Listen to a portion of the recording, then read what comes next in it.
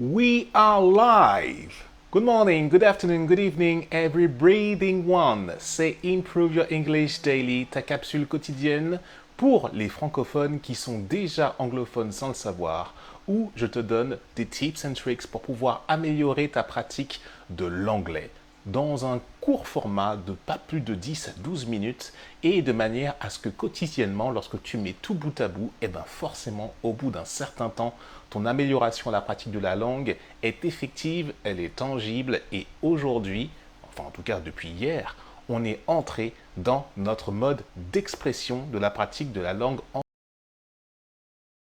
anglaise. J'espère que cette vidéo te trouve vraiment en pleine forme. Il fait très très beau ici. Vraiment, le soleil est absolument radieux. Et on va rentrer dans quelques instants dans l'objet de cette vidéo. On va parler prononciation, on va parler accentuation. Et avant de rentrer dans le détail, je te rappelle juste que dans les liens qui sont dans la description, tu as la possibilité notamment donc, de me suivre sur l'ensemble des réseaux sociaux. Ici, j'enregistre avec les moyens du Facebook Live. Si tu me regardes sur YouTube, tu peux t'abonner à la chaîne YouTube, me lâcher des cœurs, des commentaires, tout un tas de choses pour qu'on puisse entrer en interaction ensemble. Et aussi me suivre sur le réseau Instagram et également sur le canal Telegram. Tous les liens sont expliqués dans la description ci-dessous. Parlons aujourd'hui donc de prononciation et d'expression. Alors l'expression, là on va rentrer davantage dans le détail aujourd'hui. Je vais commencer déjà par te faire part d'une certaine idée reçue dans le monde francophone qu'on a notamment par rapport à la façon dont on parle, c'est-à-dire dont on parle anglais avec le French accent, tu vois, avec l'accent français à l'intérieur. J'aimerais vraiment couper court à cette idée reçue comme quoi l'accent français, quand le français parle anglais, when the French speaks English like this, American people loves it. Tu vois, par exemple, les Américains adorent ça. Ça ne convainc pas tout à fait les Britanniques parce que bon, il y a un vieux contentieux historique entre les deux pays, hein, comme tu peux bien t'imaginer. Enfin, vieux contentieux. Enfin, ils sont réglés les contentieux, mais on va dire que voilà, les Anglais, les Français, voilà, ça n'a pas toujours été le grand amour, hein, c'est le moins qu'on puisse dire. Mais la chose est que, par exemple, aux États-Unis, donc quand même, on parle de la première puissance mondiale, lorsque les Américains entendent les Français parler, il y a toujours ce côté, voilà, Eiffel Tower, la baguette sous le bras, le béret, romantisme, tout ça. En fait, voilà, donc le rapport, par exemple, que les Américains ont avec les Français, c'est un petit peu biaisé, quoi. C'est biaisé, bon, en même temps, c'est par rapport notamment aux films des années 50, 60, notamment Un homme et une femme, qui est resté dans l'inconscient collectif des Américains et qui fait que, eh ben, d'un seul coup, cette tendance est restée. Il y a un côté romantique, beau, fin, et c'est très bien que ce soit comme ça, puisque c'est l'image française, et c'est comme ça qu'elle doit rester, c'est complètement OK. La seule chose, c'est que ça déteint sur l'appréciation que une catégorie des anglophones ont sur l'accent. Et donc, du coup, ben, nous, ben, on se maintient, nous, francophones, on se maintient dans une qualité d'accentuation et de prononciation qui peut nous emmener, mais vraiment vers des choses absolument désastreuses, quoi. Vraiment, des contresens et des doubles, enfin, des contresens vraiment extraordinaires. Et je vais te faire l'explication dans pas très longtemps. Donc, c'est pour ça que là, pour moi, c'est super important. Déjà, dans un premier temps, cette image-là que tu as, comme quoi les Américains, ils aiment bien l'accent français, c'est un piège. C'est un piège pour pouvoir mieux, d'une certaine façon, prendre le dessus sur toi. Je les connais, les bonhommes, je vois comment ils fonctionnent. Ils ont vite fait de passer d'un sujet à un autre sans rentrer dans la profondeur. C'est leur sociologie. Une fois que tu les connais, c'est pas... Une fois qu'ils t'ont catégorisé avec un accent déjà français dans un premier temps, avec ton accent en plus de cela, ils vont pas te prendre au sérieux. Fais-moi confiance, croisant mon expérience, c'est quelque chose dont il faut absolument se méfier. Et donc, comment on fait pour contrer cela? Eh ben, c'est nous, en tant que francophones, d'améliorer notre accentuation à la pratique de la langue anglaise. Donc, du coup, l'accent, tu as le choix. Je l'ai déjà expliqué dans une vidéo précédente, hein, dans une des premières vidéos que j'ai faites dans Improve Your English Daily. Tu choisis l'accent qui te correspond en sélectionnant par exemple une personne du milieu culturel ou du milieu, une personne qui prend la parole, dont tu aimes la voix, dont tu aimes l'accent, et ben il s'agit simplement de te calquer sur lui. Ça je l'ai déjà expliqué, et j'ai déjà expliqué l'intérêt de tout ça. Et une fois que tu as cet accent-là, et ben c'est comme pareil, la méthode Improve Your English. D'abord, tu pratiques, tu pratiques, tu pratiques. Il se peut que tu te trompes, tu réécoutes, tu refais, tu retraces, tu refais. Tu fais du mimétisme en fait. Après, tu corriges. et tu t'améliores forcément au fur et à mesure et avec le temps. Moi, à titre d'exemple, j'ai fait le choix pour opter pour un accent plus britannique, parce que je trouve que le britannique accentue davantage, même s'il est un petit peu plus renfrogné dans son accent, dans son accentuation, par rapport aux Américains qui sont très volubiles, tu vois, voilà, ou voire même tendance à parler du nez dans certaines régions aux États-Unis. Et ben moi, j'ai fait le choix d'aller plus vers le côté anglais-britannique. Je te renvoie à la capsule numéro 60 où je te lisais carrément un extrait d'un livre, justement, où là, pour le coup, ben, tu peux apprécier l'accent que j'utilise. Donc la capsule d'il y a 2 jours, d'il y a 3 jours, pardon, la capsule numéro 60. Et donc du coup, une fois que l'accentuation, tu l'as sélectionnée, après, il s'agit de prononcer, d'exécuter et de prononcer comme il se doit. Il y a quelques instants, je te parlais de faux amis. Pourquoi? Parce que si ton accentuation n'est pas bonne, si ta prononciation n'est pas bonne, à la limite, l'accentuation, ça vient avec le temps. Ton accent français, il va rester, mais il va avoir tendance à partir après derrière avec l'exécution et le fait de sans arrêt te retrouver en interaction avec la langue.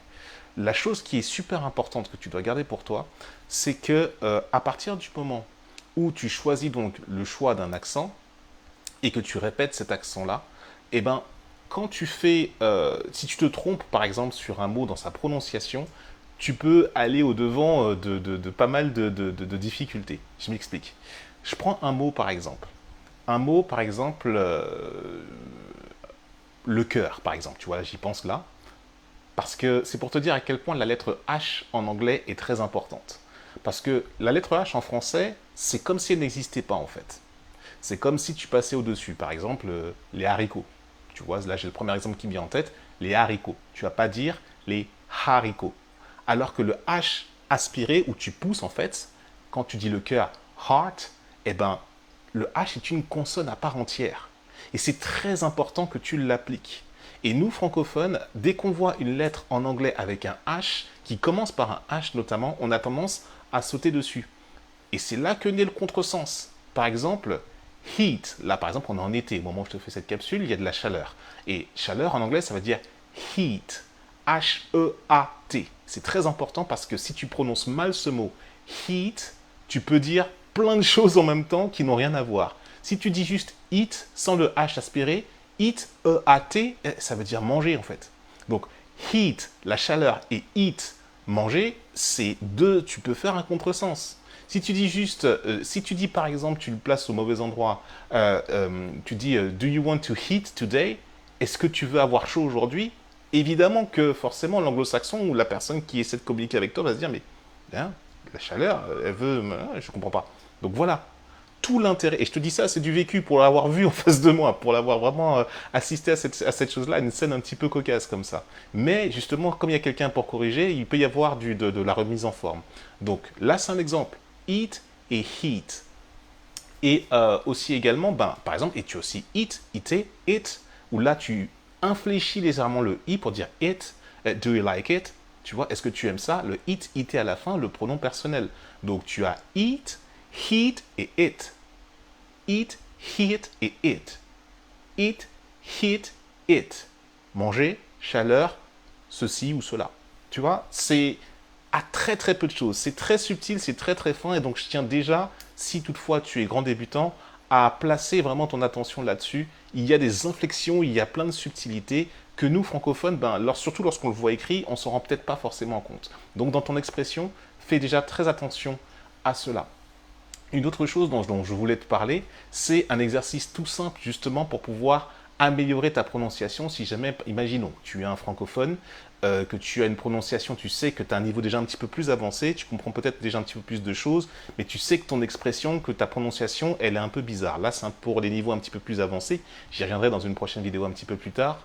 Prends l'habitude d'écrire, en fait, c'est-à-dire qu'en gros, s'il y a, pour améliorer ta prononciation, et que tu as ce souci-là de voir une prononciation où tu trouves que c'est vraiment pas terrible, l'invitation ici, c'est d'écrire en fait phonétiquement en français ce que tu entends. Par exemple, je dis un mot, par exemple, je dis par exemple, là je pense au, comment dire, à le lac, par exemple. Excuse-moi, je réfléchis en même temps. Lake, c'est bien la preuve que c'est du direct. Hein. Sinon, je l'aurais recoupé, je l'aurais refait, tout ça. Lake, pour un like. Lake, en fait, eh ben, tu vas l'écrire en français si tu as des difficultés. pour pouvoir prononcer ce mot, tu dis lake et il y a ton accent français qui traîne derrière. Tu l'écris en français, lake, L-E accent aigu, I-K par exemple, lake, pour pouvoir, et parce que toutes les lettres se prononcent, lake.